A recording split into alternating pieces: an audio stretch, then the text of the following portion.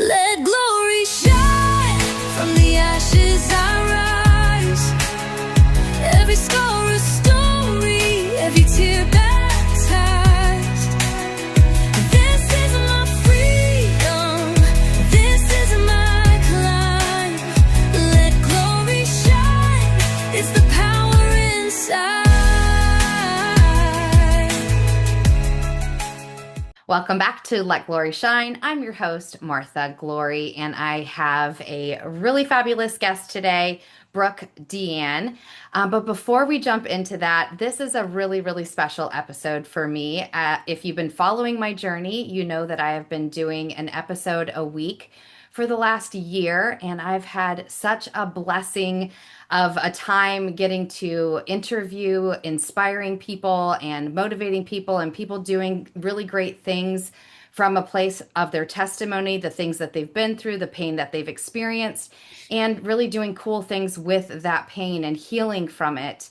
But all good things come to an end, and I have made the decision that today is my last interview. And so I'm so excited to share this particular interview because if you know my story, know that I grew up in a cult, in a religious cult, and I escaped at age 26. And my guest today also spent time in a cult. And so I'm excited to make a full circle moment with this show and get to interview somebody that has a very similar experience to the one that I share.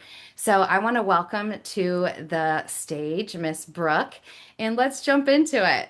Thank you so much for letting me be here. And honestly, it's kind of an honor that I'm in this full circle moment with you. So I feel very special to be here and, obviously, share my story, but also it's more about this, it's less about the story. It's more about the fact that this is stuff that needs to be spoken about, right? Because we need to be able to expose these systems for what they are. So I'm excited to start this discussion. You just let me know where you want me to begin. Yes. Again, thank you for being here. And it's interesting to me that there are so many cults out there. If you have done research, you know that there's over 5,000 cults in the world. 3,000 of them are here in the United States, if not more. And then there's a lot of underground ones that nobody ever hears about or talks about, and so it's always fascinating to me why more people aren't talking about their cult experiences. And often what I have found, it's because of fear. It's because they've been alienated. It's because they're isolated. It's because they're scared to come out against the group. They've been threatened. All of those, brainwashing and control has been their lives. And so oftentimes when people get out of a cult, they're just like, let me just start my life over and let me forget that I ever was in a cult and let me just move on.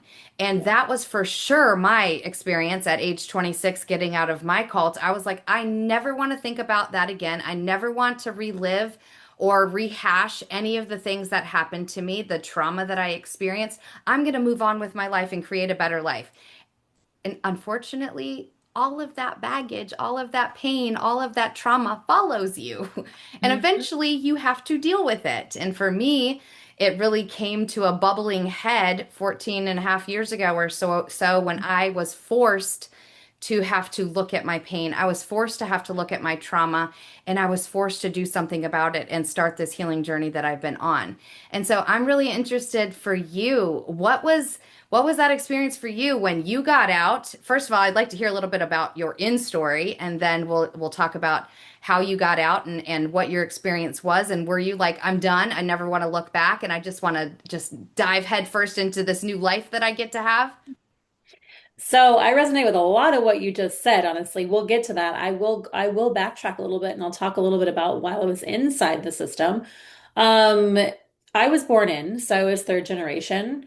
So, I mean, I didn't really have a choice. Like, this was what our family had been doing for a while. And so it was all my parents knew too. And when you're a young child and your parents come to you and they're like, listen, this is the story of the Bible, and this is the story of your existence, and this is all you get to know, and this is what you have to do in order to be like live, well, then you do not question it, Right. right? You were like, okay, mom and dad, I will comply, I will do whatever I can.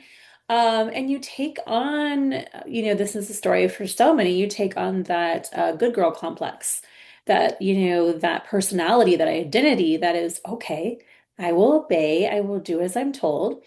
And inside my family system, that was very real for me as well. My father was very narcissistic tendencies, really wanted to control. I saw kind of the dynamic play in between my mother and my father, where it was like my mom was very suppressed. She had to keep her head down, do as she was told, as they told us in the religion, right? That was women are to not have a voice. Meek, And be meek. that's Yep. right. Be meek. You're supposed to like listen and obey your husband. He is the head of you, okay? And then above that is Jesus, okay? But your husband, man, he's the boss Yeah. of you. And my mother very much played that role, and I watched her do it.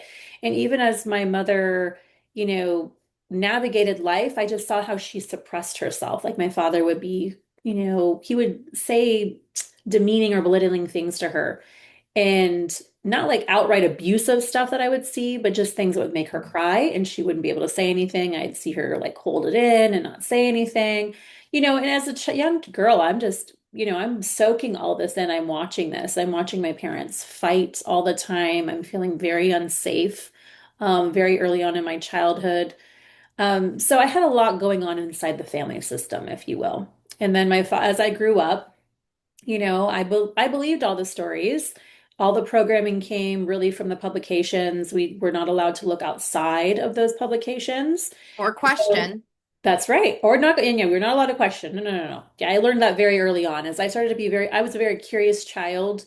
I kind of always wanted to know things, and understand things. And when things started to not make sense to me, it really was the paradise, or what we were promised, the paradise earth. We were always told that, well, if we make one of us makes it and the other part of the family doesn't make it, we won't remember them. We're not going to be sad because we're going to be like perfect and everything's going to be okay. Well, as a little girl, I'm like, whoa, whoa, whoa, wait a second. If I make it into the paradise and God destroys you guys, you're telling me I'm not going to be sad? Well, in that moment, as a little girl, I'm feeling sadness. I'm like, oh, I don't want to be there without my mom and dad. Yeah. And so I'm asking these questions, and my parents are like not able to answer them.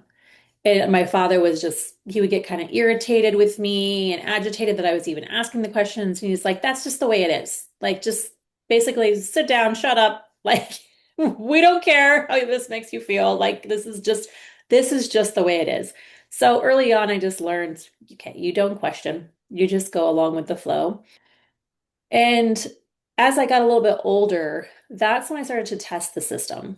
I didn't realize it then, but there was a part of me that hated not being able to be like the rest of the children in the group. When I went to school, I saw other children acting completely different than me, being able to celebrate holidays, being able to participate in birthdays, and I'm not allowed to do these things. And then they asked me to come over and play with them. And I'm like, I can't. I can't play with you because you're not a Jehovah's Witness. As a little girl, that didn't make sense to me. It never sat right with me. And I hated not belonging. So as I got a little bit older, I was like, well, I want to be like the rest of the kids. So I started dating boys that were outside of the religious system and getting caught, getting in trouble. My parents just calling me the rebellious child. Like, we don't know what to do with you. We don't understand what's wrong with you. Like, I was always getting this messaging of like, you're broken. Like, we want to take you back because you're broken and you're not like all the other religious, studious girls that are examples. And that messaging in itself just made me be like, man, I guess there is something wrong with me. Like the gaslighting that was happening within my own family system, like, and what was being told to us by the religion is like, well, if you're not conforming, if you're not obeying, then you know what? You're just sinful and you're gonna have to be punished. You have to have consequences. I feel like you're resonating with this, so I'm gonna let you break in if you're hearing something you want to talk about. All of it, literally all of it. The gaslighting, the Yeah. never belonging anywhere you go. I felt like Yeah. I didn't belong in the group and I didn't belong outside. I didn't belong in the group because I didn't agree with Mhm. the things that we were taught, that we weren't allowed to have relationships with extended family because they weren't part of the group. They would take us away, right? And then I didn't feel part of the outside world of the kids that I went to school with because, well, I wore dresses all the time. I wore skirts, I wore blouses. I wasn't allowed to wear makeup. I wasn't allowed to cut my hair. Allowed to wear jewelry, right? Like, so I didn't feel like I belonged from a very early age. I didn't feel like I belonged in either world. And yes, that messaging of if you would just obey, you would find peace, you would find Yes. joy, you would understand that everything is easy. And my Mhm. little brain was like, what? Like, Yeah. yeah, so girl, everything Yeah. you're saying, yes. You understand because I didn't feel like I belonged in the system or outside of it either. I really didn't. I literally felt like I was an alien from another planet that got dropped onto this earth, and I In the was wrong family. yeah, I'm like I'm in the wrong family. I'm in the wrong world. Like what happened? Like Yeah. I just remember like feeling like that I don't know where I fit in. And that has been such a big story my whole entire life. Um, I mean, it's still to this day, I feel like like there's that too. I'm like, well, where do I really belong? Right. And it's still like learning that my sense of belonging is really just within me, like finding safety Yeah. inside of myself. And Yeah. that's really, that's the healing journey, in itself. But I mean, as a young girl, these things started to happen where I started to question my father's like control. I started to be, there was something that he was crushing inside of me that said, I will not conform. I didn't know it at the time, but looking back, I'm like, oh my gosh, no wonder I was a fighter. I wasn't rebellious. I was fighting against a system that I didn't belong in because I was never meant to be controlled. That's not my human nature. That's not who I Yeah. am at the core, right? And so no wonder I was, such a spunky little fiery person that said, no, I don't care how much you try to silence me. So that happened. And then as I kind of evolved and my parents, just really continued to restrict me, I ended up finding a boy in the religion and falling in love. You know the story, right? And as a young girl, like I'm 15, 16 years old, well, we end up committing fornication, which is a big no-no. We have sex before marriage. Yeah, I know it is. It's a big deal, right? And it's a big deal in these type of systems. So this is a big sin. So this sin now has to be put before the elders, if you will. So three men take you into a back room and they basically violate every boundary that there is in the book. And they want you to tell them in every sordid detail of what you did, how many times you did it, where you did it, what kind of sexual act it was. I hope I can talk about all this in here. Um, Absolutely. but so they're asking you for all of these details, and I'm just feeling violated this whole experience, right? Here I'm 16 years old, shocked I'm even doing this. Like it feels like an outer body experience.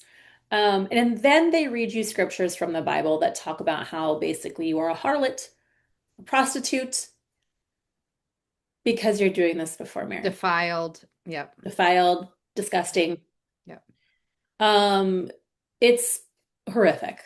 And Yep. then they say, well, we're going to pray over this, and then God is going to tell us if you need the punishment or not. Well, of course, they come back and they tell me I need to be punished, which I was like so happy. It was like, yes, punish me. Great. I don't even want, I was just like pissed off I even had to be here. And so they told me I was getting disfellowshipped, which means that you're outcast from the system. You can come to the congregation or the spiritual gatherings, but no one can look at you, no one can talk to you. You are treated like a leper, basically. Like that's basically the punishment. I laugh about this now, but this was absolutely, Oh, I know. it was awful when I was a young girl, right? Like I was isolated for almost a year. So I didn't have my friendships inside the system. I couldn't be outside the system.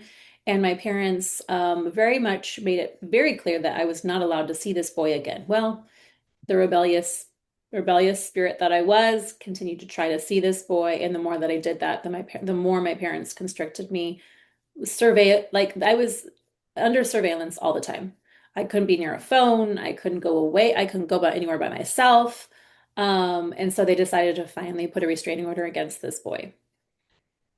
Um, and so I gave up. I said, well, my parents win. And I just decided to be the good girl again. I was like, okay, I want to get my parents' approval again. I really wanted to get my father's approval. I was like, gosh, what can I do to just make him love me already? I was an elder's daughter, so it was like he really just wanted me to conform. He wanted me to be the perfect little spiritual example. And so I tried that on for a while. I tried that on for a while, left the boy alone, until I was about 18. And he was always in the back of my mind. And then when I was 18, I decided, you know what, I really want to see him. And so I reached back out.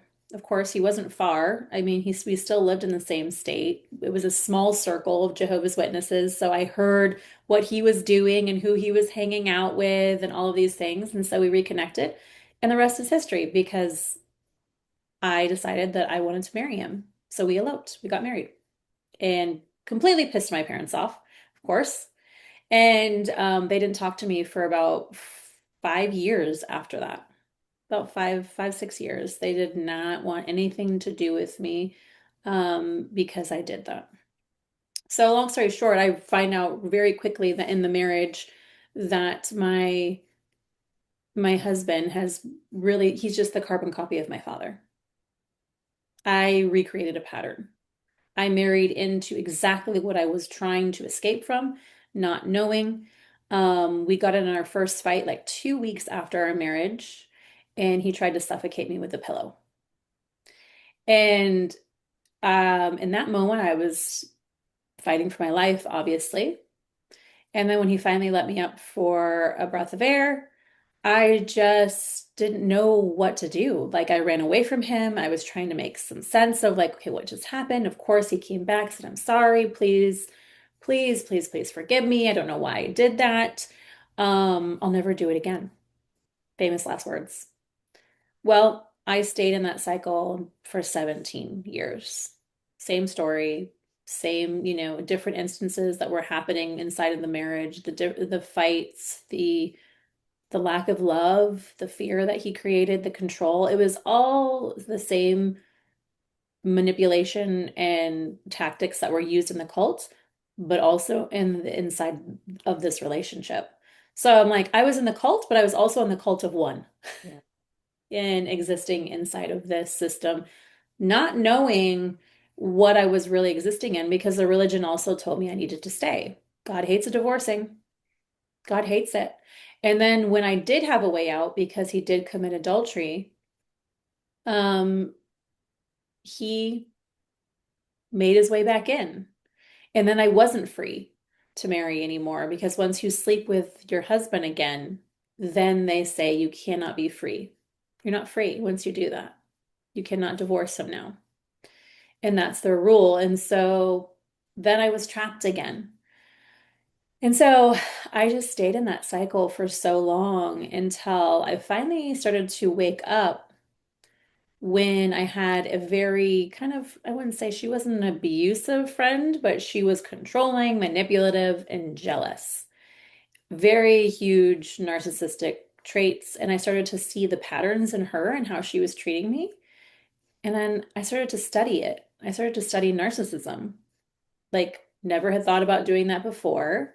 Wasn't allowed to look at outside information, wasn't, allowed to critically think or any of those things. Well, that started to open things up for me because I had an epiphany. As I started studying narcissism, I was like, oh, I was like, oh my gosh, I'm in a relationship with one. I'm in an abusive relationship.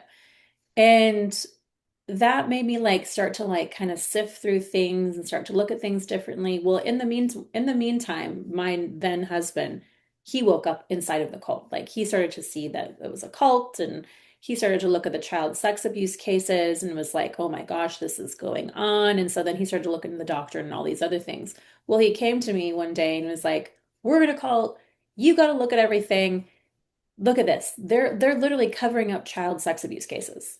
Look, I have all the proof, right? He shows me the proof. He shows me the people that own and operate Jehovah's Witnesses being on the stand and lying and making up stories and about, how their system even works. And at first I did what I was trained to do. I told him, no, you're crazy. Satan's got a hold of you. You need to stop looking at that stuff. Jehovah will take care of it. Jehovah God will take care of it. I did exactly as I was programmed to do. I defended my faith. I fought back. And then I realized very quickly as he started to kind of like just he kept nudging me. In the meantime, we're in the process of getting a divorce, right? I finally said this is no more. I won't do this anymore. Um, and it took him actually putting a knife to my throat for me to finally be like, I'm done. Like, I've got to move on. So, as we're kind of untangling from our own trauma bonded relationship, right? The push and pull dynamic of him wanting to come back and me not wanting him to leave because I'm afraid, right? And he's afraid. And this back and forth is just wild when you've been in a trauma bonded relationship. And it's so hard for each of you to get out and like untangle your energy from the other one. So as we're playing this dynamic out, this dance, if you will, that's when he started to show me other things about the doctrine. And that's when it started to really like something inside of me, my intuition just kicked on. And I couldn't find really the ability to understand it completely, but I knew I felt that it wasn't okay anymore. I knew it didn't resonate anymore. I knew it didn't align with anything inside of me. And my body was literally like, no, we're not going in that space anymore. We're not going in that kingdom hall. We're not going to be around those people. I even had men reaching out to me before I was even legally divorced, elders that were like, I would love to marry you. I'm interested in marrying you, like literally lining up at the door.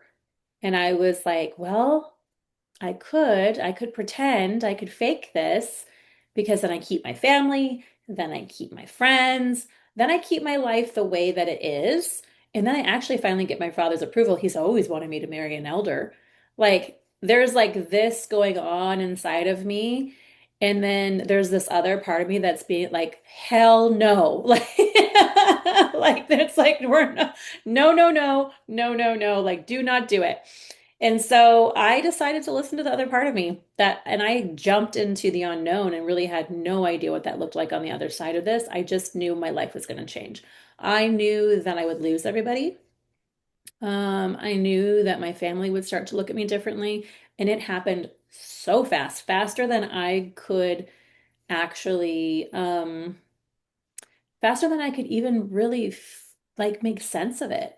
Like the minute my friends started to see that I wasn't going to the spiritual meetings, they started to look at me like I literally had come down with a serious disease. Like I was plagued. Yep. I was plagued. I was like, I had the Satan plague, and now I was worldly. That's what they Yeah. call it. And I have now the hooks from Satan have been into me, and now yeah, they might get the plague that I have. So they stop calling, they don't write, they erase you from your life. And it happened so fast I wasn't ready. And then my parents and the family that was still in started to treat me that way. They started to tell me I was a bad mother for not taking my boys to the Kingdom Hall. They started to treat me differently, look at me differently, love me. Like the love was just like they literally Pulled acted like away. I was like Yep. they couldn't touch me, right? Yep. I was dirty. Um, and it was wild. And I wasn't prepared for I knew it was going to happen, Experience. but I wasn't prepared for it. No one can be prepared for this. Yeah. Um, wow. So literally everything you experienced is identical to what I experienced, like you lose everything that you ever knew. But Mhm. that I love how you talk about that there was that moment where you had to listen to your gut or listen to your programming. And I remember that moment so clearly as well, that something was inside of me was like, there's a reason why this has never felt good to you. There's a reason why this is like you've never been the good kid. You've never been able to follow blindly, right? Like there's something. And of course, I was always attributing it to being, I'm bad. I'm bad. Satan's got me. Like I'm sinful, all of those things. But now looking back, I'm like, no, that was God saying this is not my way. If this was my way, it would come from a place of love, not Hmm. fear, not control, not, name calling, not right. And when you shared that story about when you got caught having sex and had to go to sit with the elders, I had the exact same thing happen to me, but I was 12. Hmm. And Yeah. I remember sitting on that red carpet in the back room and Cult Man asking me all of these perverted questions about how it felt and what position and did he put it in my mouth and all. And I Yes. remember as a 12-year-old going, is why does he need to know all of this if I'm going to be punished anyway? Like, why do I have to relive this twice? Because for me, it was molestation. I Hmm. had it wasn't consensual, right? And so I'm like, why do I have to live through this again? And he was sitting next to me. The guy that did this to me is sitting next to me. Oh And my I God. have to answer all the questions. And looking back, I'm just like, he was so perverted. Hmm. He was doing these things with other girls, with other women, with right? Like, and I looked at him as this, man of God, as the prophet, at like he was pure. It was just him and his wife. And then to find out years later he was raping people and having them have abortions and all of these things. And it's like, ugh, now I know why that felt ugh to me. Of course. Your body was already telling you, and that's what I always tell everybody. Your body Trust. already Yeah. knows before your logical mind can make sense Catches of it. up. Yes. Yeah, it's So, always a so little bit true. behind. Your body already knows what is a no for you, what is Yes. not safe, what is like your body's already telling you, and that's like you feel it. You feel it in your gut. Like Yeah. it's it's just been so suppressed. We just ignored Yes. it. You know, we were taught to ignore it. Yes. So Yeah. how long have you been now separated from the fellowship? Yeah. So it's been 10 years Okay. almost for me. I think the biggest piece of this, like leaving, I left, right, had when really just jumped into the unknown. I was really, really struggling with a lot of complex PTSD, severe panic attacks, like so much, having had so much years of abuse beyond just the religious programming and the religious trauma, it was like my body was just like spiraling out of control, like not really knowing what to do with, with kind of detoxing from both systems, if you will. So I really quickly went to therapy. I started to try to make sense of my experience, but I found I was getting very stuck. The therapist that I was working with, did know nothing about religious trauma. She didn't know anything about being in a narcissistic abusive relationship. She just read from a textbook what she was trying to give me, and she had zero lived experience. And so I really found quickly, don't do that. Do not get a therapist that doesn't know what the hell she's talking about, that just read a Yep. textbook and then is now trying to support you. That is not support. Yeah. That's not going to help you. Find a therapist that understands. So I found one later on that was an ex-Mormon. So she could really understand the religious trauma pieces and all of those dynamics and also toxic relationships. And so that really started to help support me. But my I think my spiritual awakening really happened in 2020 when my ex-husband died. So he died tragically from a drug overdose. And that like catapulted me into a whole different trajectory because until then, I hadn't really looked at the religious stuff. I kind of had like thrown to the side everything that had happened to me because I was just trying to put my head down, take care of my two children, Survive. single mom, like, and make sense of her world. And then it was like, and then he died. And then I was like, oh my God, I have no sense of certainty anymore. I thought I knew where we go when we die, and now I don't know. I had no frame of reference for anything because I realized quickly, I was like, oh my God, I lost all my beliefs. I don't know what I believe anymore. And then when he died, it was like the grief like hit me like I don't even know how to explain it. Like it hit me in the chest. The pain was so great um that I didn't really know how to make sense of it. And then seeing my children grieve, it was like just another layer of this deep grief. Because even though I'd experienced abuse from him, I also had known him the majority of my life. So, regardless of what he had done to me, we also had shared wonderful, beautiful experiences together. And plus, we had two children together. And so, some people looked at me and they're like, well, why are you sad? He was your abuser. Like, well, I'm human. I'm human.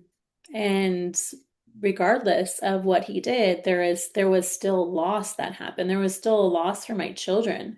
Yeah. And so that really awakened me to even start to become a deep seeker of what is truth anymore? What what sense can I make of this reality? Um, and that just started to kind of change everything for me again. And I kind of deep dived into all kinds of things. I tried on some new, I think I like to say I cult hopped. I found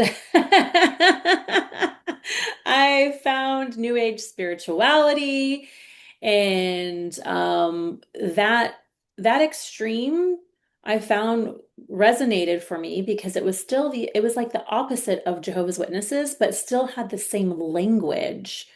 It just was changed, right? It just different a little bit, but still same language, still energy. Still say that still the same energy. So I was just taking off one garment and putting on another, but same look, same feel. And that was when I was like, okay, wait, this doesn't make sense either. And so I was really having to figure out what did make sense for me.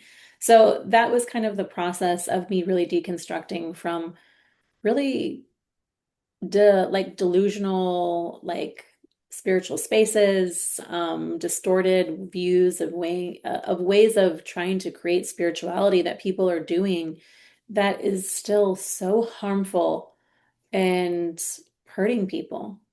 Yeah. I love that you called it the cult hop because Yeah. yeah, right? We're trying to fill a void and trying to fill a hole. Mhm. And I I did the same thing, right? Because you want something to believe in. I've always believed that there was something bigger than myself. I always knew that there was a creator, right?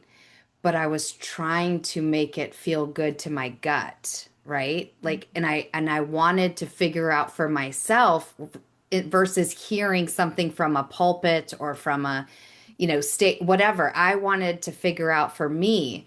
And so I tried out all these other things and then eventually I was like, okay, I got to sit with me. I got to ask myself these questions. I have to ask me what I believe, right? I had exposed myself to Buddhism, to spirituality, to metaphysics, to, uniform Christianity, to non-denominational Christianity, right? I had exposed myself, Judaism. I had exposed myself to all these things, but none of them felt like they were sitting in a place of authenticity, of like, oh, that's it. That's when I feel connected, right? And so when I stood back from all of those things and was like, okay, if I have to get really, really, really like layman's terms, but like, what do I really believe? I believe there's one God. I believe that I come from God. I believe God is love, right? And I had to start going down of and questioning myself. Mm. What do I believe about God? Right? And how do all these other things fit into it? And what I realized is it's exactly what you said. All of these things are pulling from the same things and calling them different things. Yes. They're Yeah, all just wearing a different mask, but they're the same thing. It's control. exactly. And It's fear. believe that we are the chosen people and everybody else is going to hell. Yes, it's fear. It's all fear. Right. It's all has the same underlying story, the Right. same underlying fear, right? So Jehovah's Witnesses, it was, okay, well, if you don't obey and comply with this, well, your God's going to destroy you at Armageddon. You're not going to live forever. And then in New Age spirituality, it's like, well, if you have a negative thought, guess what's going to happen? You're going to create negativity in your life. And you can only do love and light. You can't think negative thoughts. Like, something like it's all fear. Like, okay, then you're like, oh my gosh, I can't think a negative thought. Like, and then you become obsessive about not thinking a negative thought because you don't want something negative to happen in your life. What it is it's ultimately what every religion or what spirituality community is trying to say is we know how to control reality. And we have the path on how you get to control that reality. When in essence, you have zero certainty or zero control over anything but yourself. And that is when you become what everybody wants to do is become enlightened because then you realize the name of the game is that you are simply meant to understand you and you alone and control your own thoughts, your own emotions, the way you react in the world or don't react, right? And the way that you treat others, right? All of these things, it's simple. Like we've like overcomplicated Complicated. it. I say that all the time. It is really very simple when you get Yes. down to the nuts and bolts of what this Mhm. human existence, wearing this human meat suit for this short amount of time really Yeah, is all about, right? But we completely. want to complicate it. We want to make it feel like it must be complicated because, well, everybody's been telling me it's complicated. But Yeah, it's not. exactly. Get Yeah. in touch with self, rediscover who you were before all the bad things that happened to you, Mhm. right? And the identities that you took on from it, you have to release those, you have to work through those, you have to heal from those things so you don't create the generational curse to your children, to your children's children, all of the things, right? But it starts with us. It starts with knowing and loving ourselves so much that we Yes. show up in that way in everything that we do. We become our own mirror. We become our own love. We become our own light. We become our own, right? Like getting in Yeah, touch with us and healing this and becoming the highest and best versions of ourselves is the biggest gift that we can give our children, biggest gift we can give the world. for sure. Yeah, I think there's an evolution of consciousness happening right now. Right? We are conscious of things now that we were not conscious of things 20, 30 100%. years ago, Yeah. right? We're seeing now how the way we have treated other human beings is playing out Yep. now, right? With the generations that have, come after that experience, where there was abuse, there was trauma, and now we're seeing it happen. And we're like, wait a second, we need to change. Now that we're getting more informed, we're actually becoming more intelligent as human beings and being able to actually see in real Because we're time. evolving. We are We're evolving. evolving. Yes, it's the evolution of consciousness. Yeah. And that is what is happening right now on the planet. It's why it feels a little scary because everybody's like, what's happening? A lot of things are being exposed, things are coming to the surface. Thus, why we're coming out of the side of cults and we're saying, this is not the way, this doesn't feel right, this doesn't feel like truth, this just doesn't feel okay because our bodies are saying, we reject this because there's a higher intelligence that lives inside of us that knows Yeah. that's been given to us. That's the gift It's our of our human birthright. Yeah. existence. Yeah, it's the gift of our human existence. And being able to actually recognize that now, people are saying, we're not doing this anymore. Like, this is crazy. This is why women are, I think, kind of waking up too in these relationships and being like, what in the hell is going on? And starting to finally actually realize they deserve something different. Yep. And I think that's really powerful because what that means is that, well, not only are we evolving, but now we get a second chance at a life where we get to actually thrive, not just survive. Yes. Mm, Yes. So, what does that look like for you, Brooke? yeah. For me, on the other side of this, it feels like, what I really have created for myself in my healing is being able to become extremely self-aware. So, what I've realized is that my system was operating on fear and fear alone because it had been pumped into me like since birth. Fear, fear, fear, fear, fear, fear, fear God, fear that Satan's coming to attack you, fear your dad, fear the system, fear all of these things that were just felt like it was closing in on you and recognizing that I had never understood what safety was. I had never understood what being feeling safe like was in my body. So I always tell people the first place you need to start when you leave these systems, whether that's an abusive relationship or that's a cult-like system, is to find safety. And that may sound so foreign to you because I know it did to me. Yeah. I didn't even know what safety felt like. Yeah. I didn't understand. Yeah. And so the only path to doing that is to find support, the right support that can show you and guide you through that process. And it takes time and consistency for that to happen inside of your body. Because what happens is while we can leave high control religion, we can leave abuse, we can leave whatever that was happening, well, our nervous system hasn't caught up. Yeah. Like our mind knows we're gone, right? Like we know we're gone, but our nervous system is like, wait, we Hijacked. have been surviving and living in fear for Yeah. me, it was 36 years of my life. We've been doing this for 36 years. Girl, we have to operate this way. So my body just thought that I was still Yeah. inside of that element, right? And so I had to teach my body that I was safe. Retrain your body, retrain your brain, retrain your nervous system, Yes. regulation, Yeah. deregulation versus regulation, right? Hmm. That was key. And for Yeah. me, understanding that I'd had a hijacked nervous system since Yeah. birth because of fear, right? Our nervous Completely. system is not built for that kind of cortisol, like our No, bodies aren't built to live in fear like that, no. for our whole lives. And so, but it gets used to it because we are resilient. Our bodies are resilient. Our nervous systems are resilient. So it can make anything normal because if it's all you've ever known, it's all you've ever known. How does your Exactly. nervous system know there's anything else?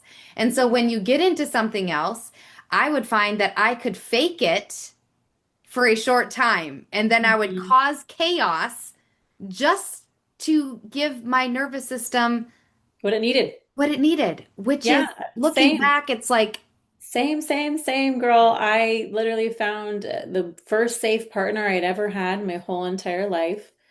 And I thought it was boring. So what did my nervous system say? Well, let's create some chaos because we need the thrill of the chaos. Because I'd never known that safety, it's not that it's boring. It's that that's what safety feels like. It feels right, like stability. It feels like presence. It feels like, you know what, I'm here. calm. Yes. And I'm like, my nervous system was like, wait, this doesn't match. This is not a match for our system. And so I had to unlearn those patterns. Like you said, I had to reteach my nervous system so that I could finally stop fighting what was actually happening for me in my current reality because my system was still trying to fight what was my old reality. And that I think is what I always like to talk about. That's the gap, right? That's the deconstruction process. That's the deconstructing from the old reality into the new reality. And that can feel very destabilizing. It feels very uncomfortable because it's so foreign. You don't really know, and you're kind of almost like, for me, I was gaslighting myself all the time. Like, well, Yes. is this real? Like, should I be, is he really actually safe? Like, oh my gosh, is he actually abusive and I don't even know it? Like, Yeah. I can't even say I'm in Can much I trust gaslighting. myself? Yes, I just That, couldn't even trust yes, myself and yes, till my system finally felt safe enough to stop fighting it, And I think it takes time. yeah, It takes time. It takes a lot of personal development, a lot of inner work. Meditation was huge for me, just learning how to sit with stillness. I mean, my body did not like that. I mm, wanted to run, I wanted to go, I wanted to like, no, I wanted to be busy.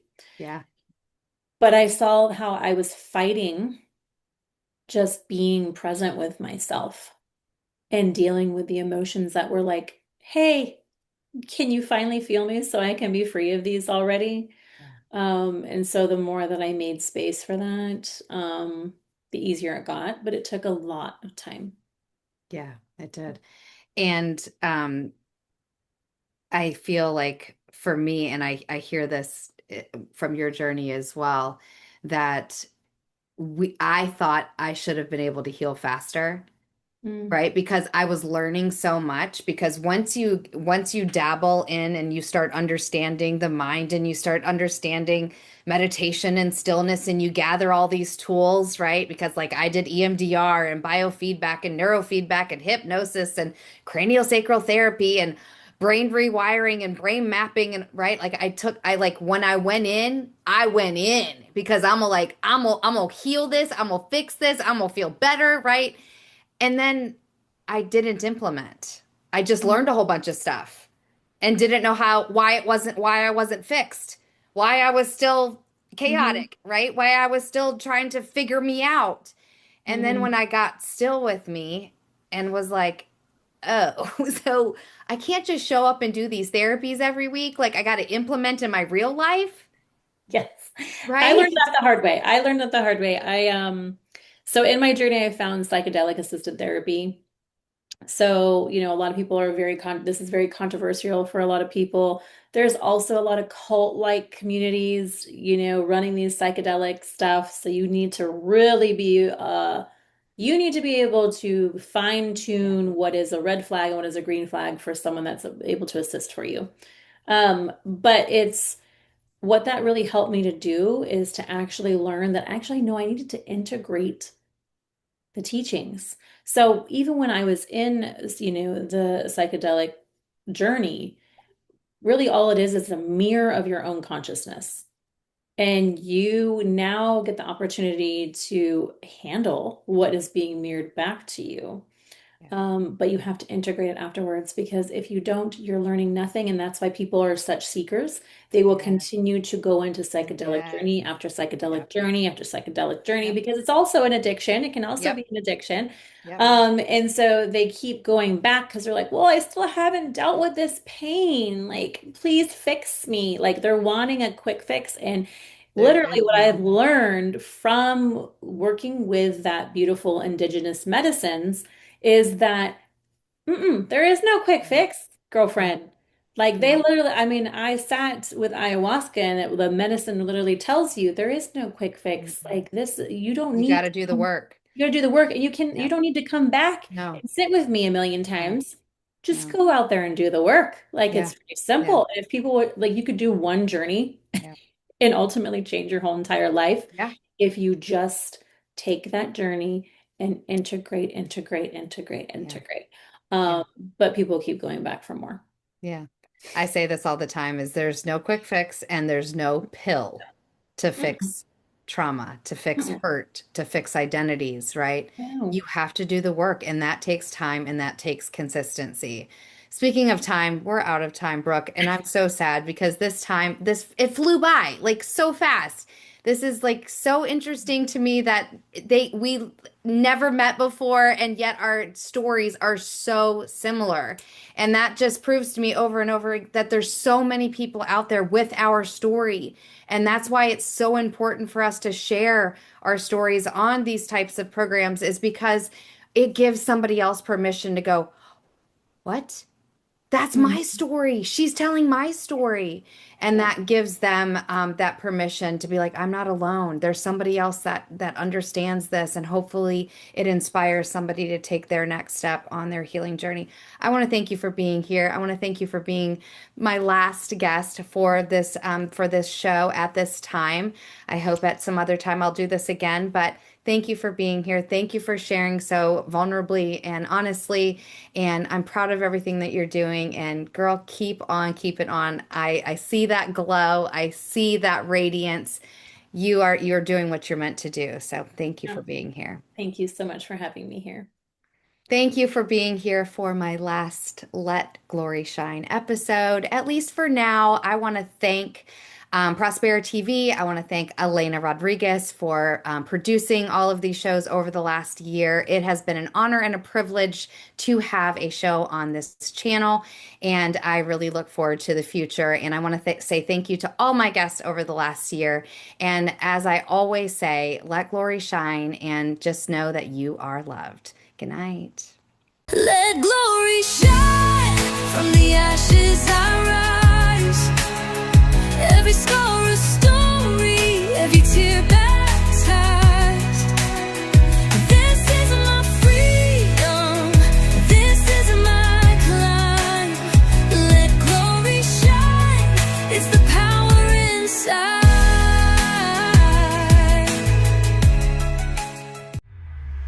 This is your Prospera era, where dreams align with grace, abundance flows like rivers. You've stepped into your place. Rise, reign, and remember, you were born to shine. Welcome to your moment, Prospera, it's time.